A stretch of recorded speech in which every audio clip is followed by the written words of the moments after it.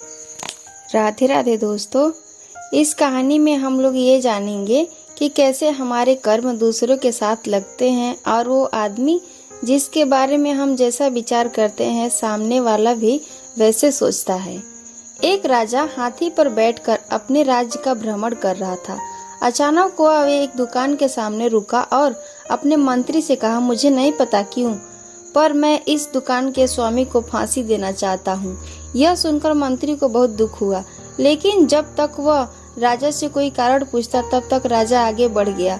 अगले दिन मंत्री उस दुकानदार से मिलने के लिए एक साधारण नागरिक के वेश में उसकी दुकान पर जा पहुंचा।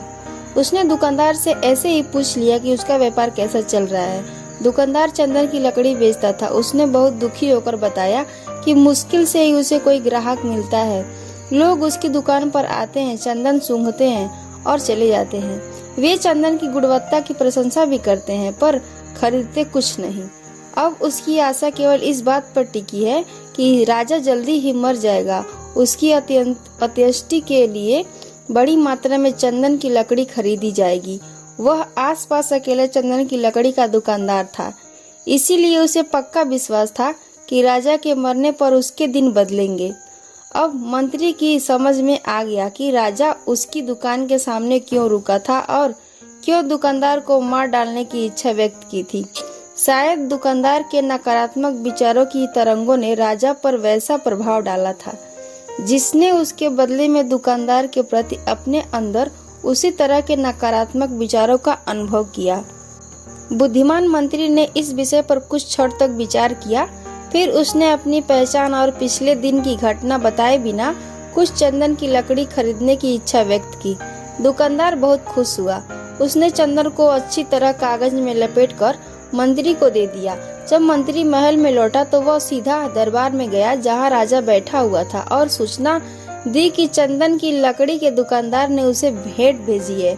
राजा को आश्चर्य हुआ जब उसने बंडल खोला तो उसमें सुनहरे रंग के श्रेष्ठ चंदन की लकड़ी और उसकी सुगंध को देखकर बहुत प्रसन्न हुआ। प्रसन्न होकर उसने चंदन के व्यापारी के लिए कुछ सोने के सिक्के भिजवा दिए। राजा को यह सोचकर अपने हृदय में बहुत खेद हुआ कि उसने दुकानदार को मारने का अवांछित विचार आया था।